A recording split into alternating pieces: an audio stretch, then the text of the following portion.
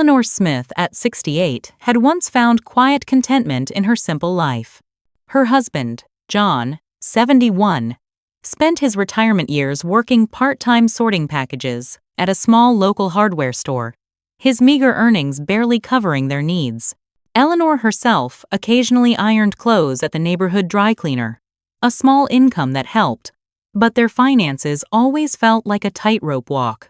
Their son, Kevin, was navigating college life on student loans, and the constant strain of trying to send him even a small allowance kept their household perpetually on edge. They lived in a cramped, aging apartment in a quiet town, just the two of them. Once, this modest existence had been enough. She remembered the gentle mornings, preparing hot tea for John, the peaceful sight of him unfolding the newspaper by the window, a quiet sense of security enveloping them both. But an insidious shadow had crept into their ordinary days, cast by John's old gambling habit. Debts accumulated from his youthful indiscretions still demanded small, monthly repayments, silently eroding their very foundation. One overcast afternoon, opening the mailbox, a crisp envelope caught her eye. The sender, Michael Davis, their apartment manager, a man in his mid-30s.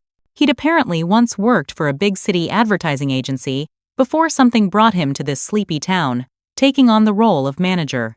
A stark red stamp, urgent, marked the envelope, and a cold premonition sliced through Eleanor the moment she touched it.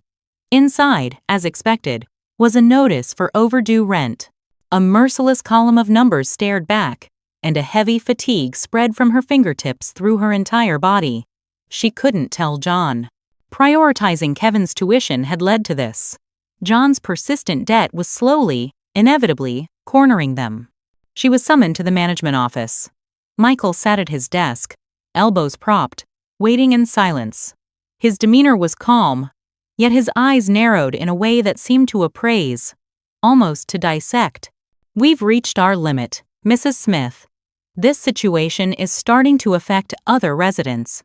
His voice was dispassionate, echoing in the small room. Eleanor lowered her head, swallowing the words caught in her throat. "I'm so sorry, I'll figure something out." But inside, the crushing weight of their reality screamed. "How?" "I have a proposition for you, Mrs. Smith," Michael said, his voice softer now. "Regarding the rent, I can accept it in a different form, as a special arrangement." The meaning didn't register immediately. "What do you mean?" she asked, raising her gaze. He looked away for a fraction of a second, then met her eyes directly. "It's not the rent I want, Mrs. Smith. It's you." The world seemed to fall silent. He offered no further explanation, simply held her gaze, the silence stretching, heavy and expectant. That night, John came home late, smelling faintly of stale beer as he placed his work bag on the table. Eleanor lay in bed, unable to sleep. The room next door, Kevin's old room, felt achingly empty, amplifying her loneliness. "I can't let Kevin know about this." Staring at the ceiling, her fingertips grew cold. Michael's words repeated in her mind. No money to leave. No guarantor for a new apartment. Savings depleted by John's debts. The realization of how truly cornered she was squeezed the air from her lungs. Was he serious? Or was it just a threat? The next morning, a note slid under her door. "Tomorrow, 3 p.m. I'll be waiting in my apartment." The meticulously neat handwriting felt like a sentence. Her hand trembled as she picked up her smartphone. Michael's number was in her call history. She shouldn't call, but her fingers moved on their own, a burning sensation in her chest. The call connected, and his low voice resonated. "Mrs. Smith, I'll be here tomorrow," he said after a brief pause. In that instant, something within her shattered. The call ended, and her phone dropped to her lap, its screen a dim glow in the shadowed room. The next morning, she stood in the kitchen as usual, packing John's lunch. "Might be late today," he mumbled, scrolling on his phone as he headed out. The click of the door closing echoed, his eyes never meeting hers. Later, she found herself before the mirror, captivated by her own reflection. She wore a pale blue blouse, a touch of lipstick carefully applied. How long has it been? Her fingertips trembled. She'd thought her days as a woman, as an object of desire, were long over. Yet now, she was conscious of being seen by someone, as if she were a young girl in love. That feeling, above all, terrified her. At 3 p.m., she stood outside Michael's apartment at the far end of the complex. Her finger hovered over the doorbell, hesitating. What lay beyond that door? "It's open, Mrs. Smith." His calm voice resonated. She slowly pushed the door inward. The room was bathed in soft light, a bottle of white wine and 2 glasses on the table. Michael sat casually dressed in a shirt, further inside the room. "Please, make yourself comfortable." He gently swirled his wineglass, gesturing to the chair opposite him. Eleanor sat in silence, the transparent liquid in the glass gently swaying. "Are you nervous?" he asked. She managed a small nod. "This is a first for me." To her surprise, he chuckled softly, a gentle sound. She'd always thought of him as utterly composed, but his smile now seemed kind. "Actually, I've been watching you for a while," he said. And she froze, her hand still. Hanging laundry in the morning, walking home from the store in the evening. He spoke slowly, deliberately, his words weaving a delicate net around her. "There's a quiet beauty to your life, Mrs. Smith. Simple, yet meticulous and pure." She couldn't speak. How many years had it been since anyone had seen her that way? The memory of John looking at her with such attention was long gone. "If you want to leave, you can, you know." Her body stiffened at his words, but she couldn't move. A voice in her head whispered, "What happens if you leave? Rent unpaid." John couldn't know. Kevin's future. She saw only a future without a home. In the heavy silence, Michael stood up. The soft clink of his glass on the table echoed. His footsteps approached slowly, the sense of escape routes vanishing. "Are you sure about this?" His voice was a low murmur now. She tried to nod, but her neck wouldn't move. Instead, a faint breath escaped her lips. She didn't want to run. Perhaps the answer had been clear the moment she stepped into this room. A thin membrane within her heart was cracking. "Is this your first time?" he asked. For a moment, she didn't understand. Then, comprehension dawned, and she gave another small nod. "With anyone besides my husband," she whispered, her voice hoarse. It felt surreal, hearing herself say those words. It had been years since she and John had touched. Even holding hands on their anniversary was a distant memory. The woman within her had been tucked away, forgotten. Michael's fingers gently grazed her shoulder. She expected to be startled, but felt no fear. "Relax. It's okay," he murmured, his words a warmth spreading through her chest. She closed her eyes as his breath neared her ear. Their lips hadn't touched yet, but the anticipation was suffocatingly long. A few seconds of silence clawed at her heart. Then, their lips met. A soft, exploratory pressure. Not heat, but the memory of touch, registering in her body. "Do you remember being held, Mrs. Smith?" he whispered in her ear, and her heart leaped. She couldn't answer. Her fingertips simply trembled.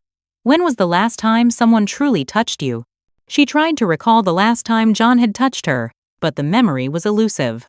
The sensation within her felt lost. Michael's fingers threaded through her hair. She closed her eyes. "Are you all right?" His voice seeped into her, gentle and reassuring. She felt something warm trickling down her cheek. Tears. "You're beautiful, Eleanor," he said. His words sounded like a benediction. What she offered, what he accepted. The boundary between them blurred as she leaned into him. She felt something crumbling, but it wasn't sorrow. Morning light filtered through the gap in the curtains. Eleanor stared at the ceiling, slowly breathing. The unfamiliar scent of the room, dry air, soft light. She turned her head. Michael was buttoning his shirt. "Morning," he said, his voice low and steady. "Good morning," she replied, her voice sounding foreign to her own ears. He sat on the edge of the bed, reaching for a paper. "It wasn't bad, was it?" A playful note in his words, and her throat tightened. She couldn't answer, only offered a vague gaze. "This takes care of this month's rent." Reality crashed back. This was a transaction. Not being held, but offering herself. She rose from the bed, reaching for her clothes. She felt his gaze on her back but didn't turn around. The rustle of her underwear straps sliding over her shoulders was stark. As her hand reached the door, his voice followed her. "If you ever need anything else, just let me know." The words clung to her back. She turned to see him pouring coffee, bathed in the light from the window, unchanging. Her steps felt light as she descended the stairs, yet a strange, floating sensation clung to her. The sky was clear, but the distant horizon seemed blurred. Turning the key in the lock, she checked her phone in her pocket. A missed call from Michael Davis. She entered the living room. John's unread newspaper lay on the table. The air felt cold. She sat on the sofa, kicking off her shoes, when a voice from behind made her jump. "Where were you?" John stood there, already home. His eyes held a flicker of suspicion. "You put on makeup today, didn't you?" Her back froze at his words. "Nowhere, just out." She avoided his gaze, moving towards the kitchen. The woman reflected in the mirror was a stranger. It was her. Yet she wasn't the woman she'd been before. 2 days later, a white envelope appeared in the mailbox. From Michael Davis. Inside, a bill and a short note. "Looking forward to speaking with you again." The words sent a tremor through her heart. She tucked the envelope into a drawer, pretending nothing had happened. But that night, the television's drone was just background noise as she sat on the sofa. She found herself holding her smartphone, staring at Michael Davis's name. She couldn't delete it. Her fingers wouldn't move. Would he call again? She realized with a jolt that a part of her wanted him to. Then, from behind her, not Kevin's voice, but John's heavy gaze. "John is here. You've been acting strange lately." The screen blurred. The fact that she'd been watched, observed, made her feet root to the floor. I can't go back," she whispered, her voice lost in the night. Days slipped by quietly, but Eleanor's heart was far from calm. Conversations with John dwindled. They felt more like polite housemates than husband and wife. Her hands moved mechanically as she prepared his morning tea. John didn't notice, his mind consumed by debt repayments. Kevin, busy with college, called only occasionally. A profound loneliness settled in the corners of their apartment. Michael's messages came sporadically. Notes, texts. At first, she thought she could refuse. But each time a rent reminder arrived, her feet would inevitably carry her to his apartment. Guilt gnawed at her, a constant ache in her chest. He was 33 years younger. The age gap felt like a sin. Yet, his gaze saw her as a woman, a way John hadn't in years. Their marriage had begun in her 20s, brimming with passion. They'd traveled, held hands by the sea, huddled together in a rainy inn. Those memories now felt impossibly distant. The current John was a tired man, reading his newspaper, their relationship cold and barren, leaving her adrift in solitude. One rainy afternoon, she found herself in Michael's room again. Rain lashed against the window pane. He poured wine into her glass. "Would you like to go out today?" he asked. Startled, she nodded. In his car, the drumming of rain against the roof was a steady rhythm as they drove to a small, old hotel by the sea. The waves crashed against the shore, a constant roar filling their room. She sat on the bed as his fingers traced patterns on her back. A moral struggle raged in her mind. John is here, Kevin is here, but the allure was too strong. She yearned to escape her loneliness, to feel a sense of renewal. His lips brushed her neck, and she slowly exhaled, her body warming for the first time in what felt like forever. The rain became a backdrop to his tender touch, his fingers gliding over her skin. A quiet passion ignited. This secret affair made her feel alive again, yet the guilt lingered, a persistent shadow. John's face flashed in her mind, her past romances, youthful memories. There had been no one but John. Now, that was breaking. The affair continued, leading them to a secluded room in a mountain inn. Steam from the hot spring misted the window. There, they lay together again. Long walks by the sea, sharing moments in the rain, their loneliness a silent bond. Michael spoke of his past failures, his solitary days. Eleanor, in turn, shared her marital estrangement, her emotional turmoil, finding an outlet in words. But a part of her knew this would end. Then one day, John remarked, "You've changed lately." His eyes were sharp, Probing. Another envelope arrived in the mail. From Michael. A premonition of farewell. Their last night. The seaside hotel. The room filled with the sound of waves. In his arms, tears streamed down her face. Let's end this tomorrow. His words were heavy, but the parting, though painful, left behind a beautiful afterglow. She felt reborn. The loneliness remained, but she was stronger now. Returning home, she lay beside John, her secret tucked deep within her heart. Life continued, sustained by the memory of passion. As days turned into weeks, her encounters with Michael subtly transformed her daily life. When she looked in the mirror each morning, her eyes held a new spark. John remained oblivious, simply placing debt repayment documents on the table. His tired figure never changed. Their conversations grew sparser, their meals eaten in silence. The house that once echoed with laughter was now heavy with quiet. It seemed to always rain on the days she went to Michael's apartment, the overcast sky a prelude.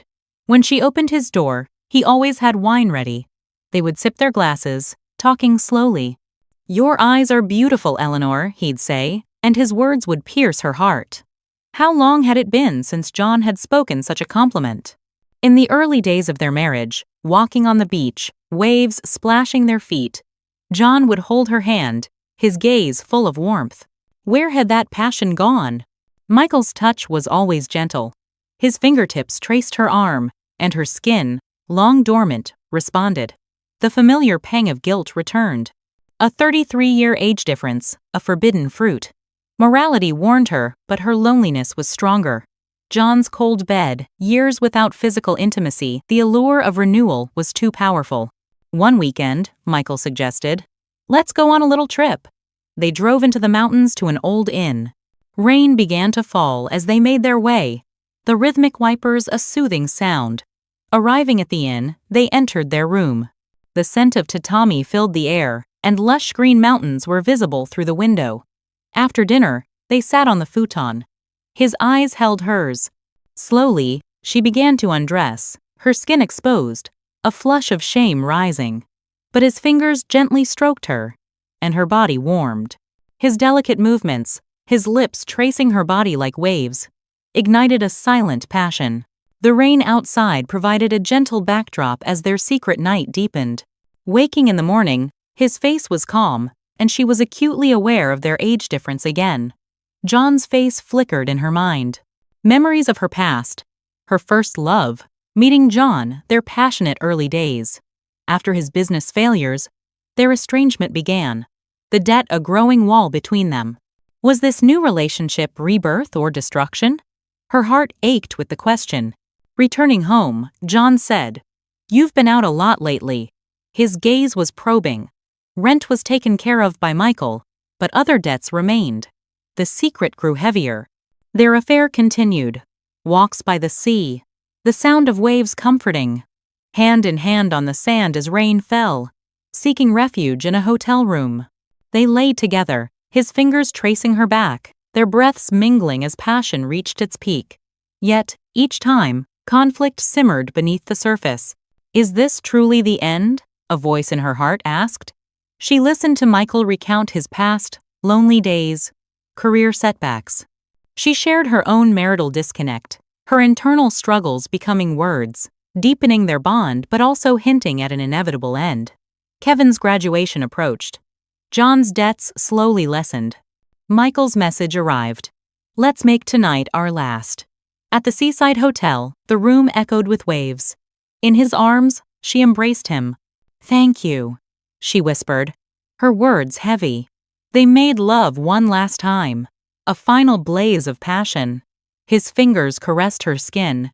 Their lips met, their movements deep, filling her soul.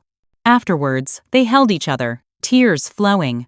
The farewell was painful but left a beautiful, lasting impression. She felt renewed, ready to walk through life. Months had passed since the beginning of this secret relationship. Her daily routine hadn't changed. She still prepared John's breakfast, watched him leave for work. But deep within her heart, Michael's presence lingered like a shadow. Days when she went to his apartment were infused with a special tension.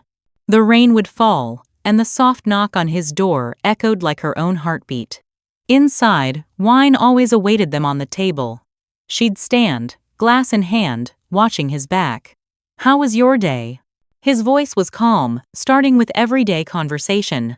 But gradually, their words took on deeper meaning. "Your hands are so soft, Eleanor."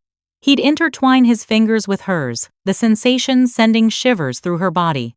John's hands, she hadn't touched them in years, only remembered the rough palms. Michael's fingers were slender, gentle as they traced her skin. The bitter sweetness of it tightened her chest. She could hardly believe she, at her age, was giving herself to such a young man. The voice of morality screamed in her head. "What are you doing? You have a husband." But the yearning for connection, for touch, overwhelmed it. Her relationship with John was frigid. Their conversations were limited to the weather or meals. At night, they simply turned their backs to each other in bed. The passion they once shared was buried under the weight of debt. One sunny day, Michael proposed. "Let's go somewhere a little further." They drove up a winding mountain road to a small hot spring inn. The room smelled of tatami mats, and through the window, the mountain greenery was vibrant. As evening fell, she soaked in the hot spring, warming her body, feeling his gaze through the steam. Returning to their room in a yukata, the futon was already laid out. His fingers untied her yukata sash. Her skin met the cool air, a flush of embarrassment rising, but his eyes were gentle.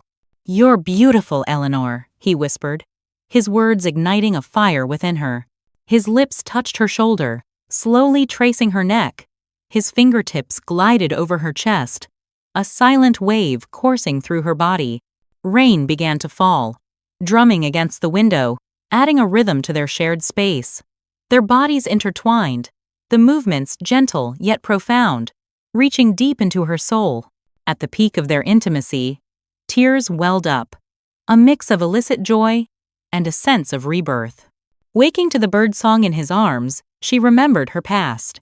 Her youthful years with John, trips to the seaside, splashing in the waves, laughing together. Back then, John held her with such strength. But after his gambling failures, everything changed. Debt repayments suffocated their life, and his eyes grew clouded. Misunderstandings piled up, leading to their current cold relationship. This secret affair revived her as a woman, but it also amplified the conflict within her family. John's suspicious glances grew stronger by the day. As their relationship deepened, her time with Michael increased. Days spent at the seaside hotel, the sound of waves filling their room. Walking hand in hand on the sandy beach in the rain. She listened to him speak of his past career setbacks, lonely days. She, in turn, shared her marital journey with John, the shift from passion to cold indifference, her inner turmoil finding voice. Is this right? The wall of morality threatened to crumble. The temptation won. The age gap held a forbidden allure. His 33-year-old skin was smooth, and each touch was a silent affirmation soaking into her body. At the hotel, their bodies intertwined, his fingers exploring her lower abdomen. Her body responded to his gentle movements, her breath growing ragged. Passion surged, the world narrowing to just the two of them. But afterward, guilt was a heavy blanket. John's face, Kevin's voice, echoed in her mind. On a stormy night, they spent time in Michael's apartment. The wind rattled the windows, rain lashed down fiercely. His lips moved downward, touching her thigh, gently tracing its inner curve. A burning sensation spread through her body, arching her back. His fingers explored deeper, slowly entering her. She gasped, clutching his hair. Their bodies moved together, the pace quickening. The storm outside mirroring the tempest within. Passion exploded, and at the climax, tears streamed down her face, the bitter sweetness of her transgression filling her heart. At her age, to fall for such temptation, yet she also felt a powerful surge of rebirth. Her loneliness receded. Her body felt alive again. But the end was drawing near. Kevin's graduation loomed, and John's debts were slowly shrinking. A message from Michael. Let's make tonight our last. At the seaside hotel, the room filled with the sound of waves. In his arms, she held him close. Thank you, she whispered, the words heavy with emotion. Their bodies intertwined, burning with a final passion. Fingers caressed skin. Lips met. The movements were deep, filling the deepest parts of her. Afterwards, they held each other, tears flowing freely. The parting was painful, but left behind a beautiful, lingering impression. Returning home, she lay beside John, her secret safely tucked away in her heart. She felt reborn. The loneliness remained, but she was stronger now. Life continued, sustained by the vivid memories of passion. The impact of this secret relationship on Eleanor's life was far greater than she could have imagined. Even as she returned to her routine, a shadow of Michael remained in her heart.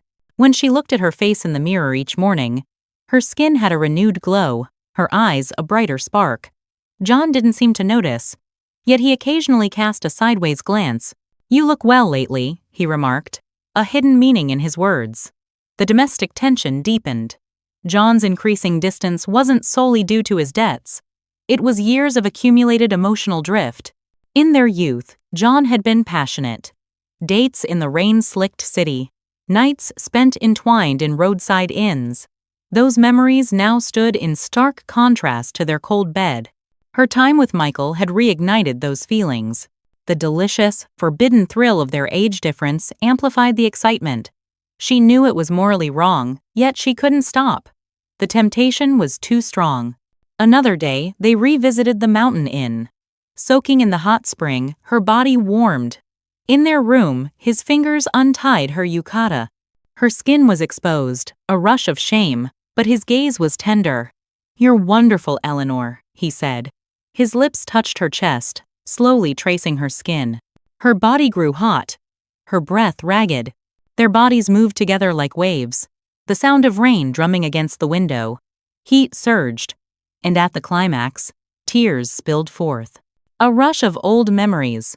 Her married life with John, becoming busy, passion fading. The debts had only accelerated the chill between them.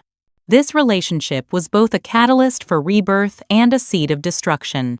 John's suspicion intensified, their conversations dwindling further.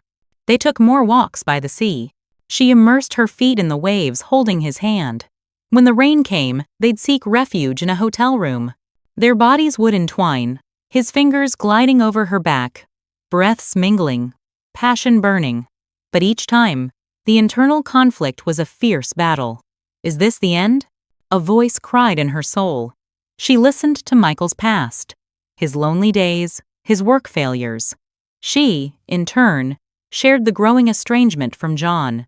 Their shared vulnerabilities deepened their bond, yet whispered of an impending end. His final visit came on a quiet night at the seaside hotel. The sound of waves filled the room. In his arms, she knew. "Let's end this," he said, his words piercing her heart. Their bodies intertwined, a final embrace, a last surge of passion. His lips traced her body, his fingers explored deep within. The movements were profound, and at the climax, tears flowed freely. The lingering memory of their farewell was beautiful. She returned home and lay beside John. Her heart, though reborn, carried a new strength. Her loneliness was soothed, replaced by a quiet resilience. Life, undeniably, went on.